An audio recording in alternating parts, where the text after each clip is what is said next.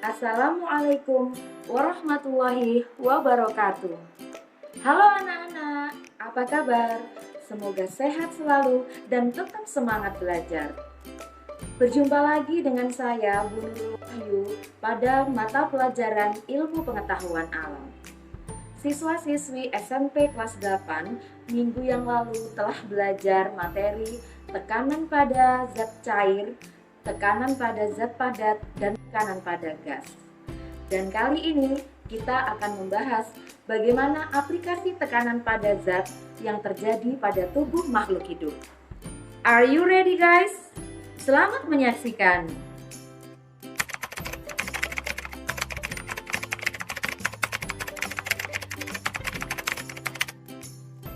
Tujuan pembelajaran pada pertemuan kali ini adalah 1.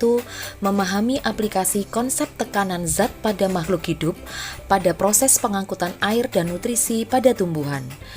Yang kedua, pada tekanan darah pada sistem peredaran darah pada manusia dan pada tekanan gas dalam sistem pernafasan pada manusia.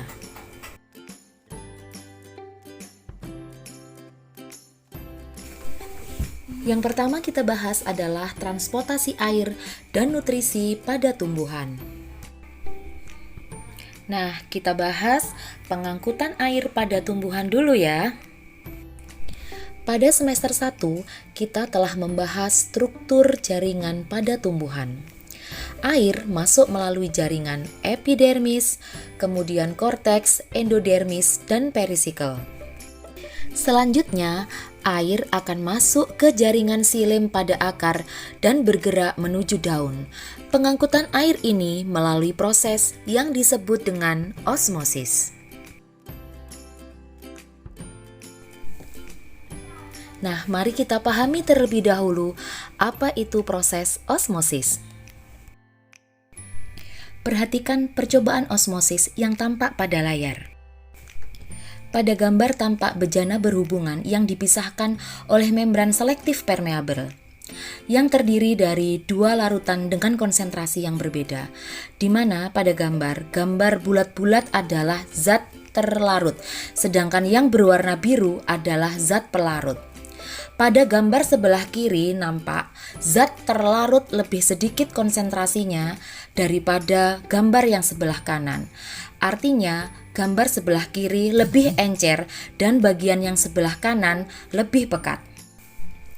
Maka molekul air akan bergerak dari larutan yang encer ke larutan yang pekat melalui membran selektif permeabel. Sehingga dapat disimpulkan bahwa osmosis adalah bergeraknya molekul air dari tekanan air tinggi ke tekanan air rendah atau dari yang encer ke bagian yang kental melalui membran semi-permeabel atau selektif permeabel, yang berarti membran tersebut hanya bisa dilewati oleh molekul air. Dan akhir dari proses osmosis, volume larutan pada kedua sisi akan berbeda.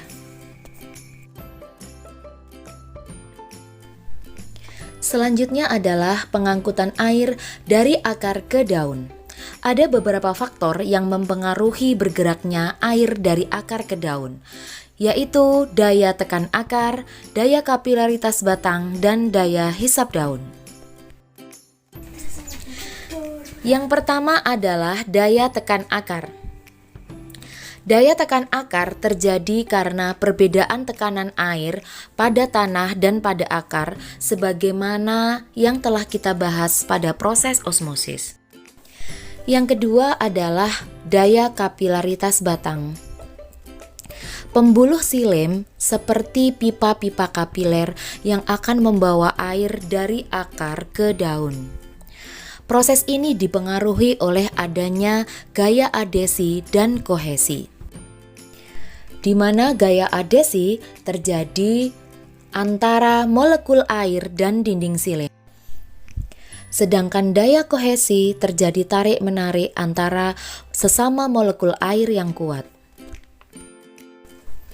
Dan yang ketiga adalah daya hisap daun.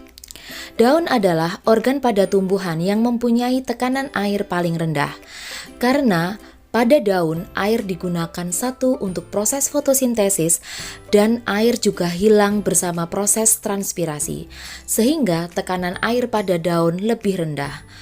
Hal ini memudahkan air bergerak dari akar yang mempunyai tekanan air tinggi menuju ke daun yang memiliki tekanan air lebih rendah. Berikutnya adalah pengangkutan nutrisi pada tumbuhan. Penyaluran hasil fotosintesis atau gula terjadi dari daun menuju ke sel gudang atau sel-sel yang menyimpan cadangan makanan.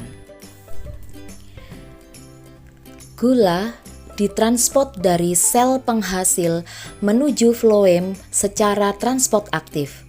Kemudian, gula dialirkan dari lokasi dengan konsentrasi gula tinggi ke daerah dengan konsentrasi gula lebih rendah. Yang kedua adalah tekanan darah pada sistem peredaran darah.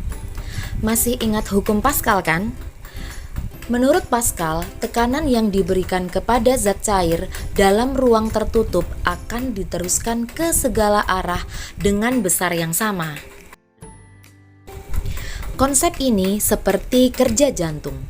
Saat jantung memompa darah, darah akan mendapatkan dorongan sehingga mengalir pada pembuluh darah. Saat darah mengalir pada pembuluh darah, darah akan memberikan dorongan pada dinding pembuluh darah yang disebut sebagai tekanan darah. Kita dapat menggunakan sphygmomanometer untuk mengukur tekanan darah. Tekanan darah manusia dewasa adalah 120 per 70 mm Hg,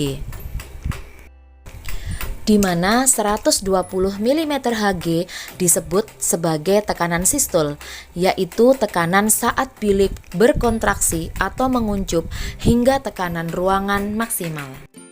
Sedangkan 70 mm Hg menunjukkan tekanan diastol, yaitu saat bilik relaksasi hingga tekanan ruangan minimal.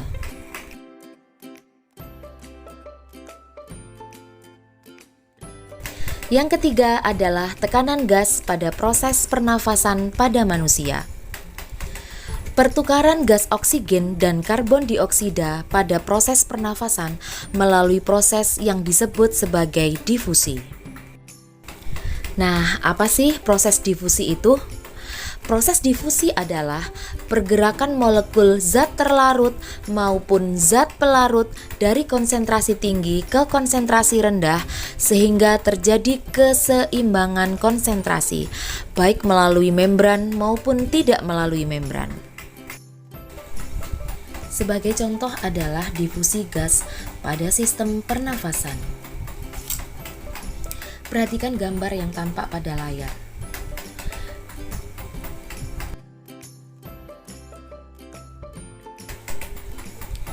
Terdapat perbedaan tekanan parsial oksigen dan tekanan parsial CO2 antara alveolus dan tekanan oksigen dan CO2 pada jaringan.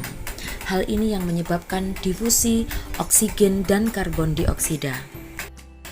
Tekanan parsial oksigen pada alveolus berkisar antara 100 sampai 104 mm Hg, sedangkan tekanan parsial oksigen pada jaringan hanya 40 mm Hg. Maka oksigen akan bergerak dari alveolus menuju jaringan. Tekanan oksigen pada jaringan rendah karena oksigen telah digunakan untuk proses respirasi seluler.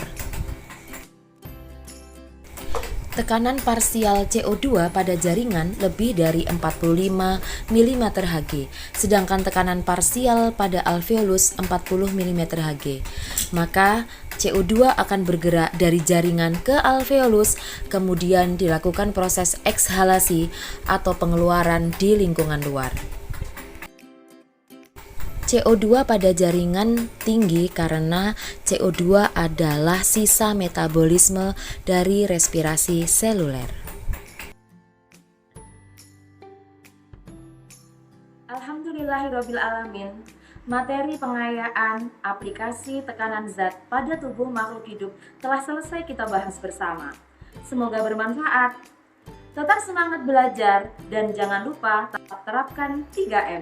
Ketemu lagi pada pembelajaran ilmu pengetahuan alam bersama Ibu Nurul Wahyu minggu depan. Wassalamualaikum warahmatullahi wabarakatuh.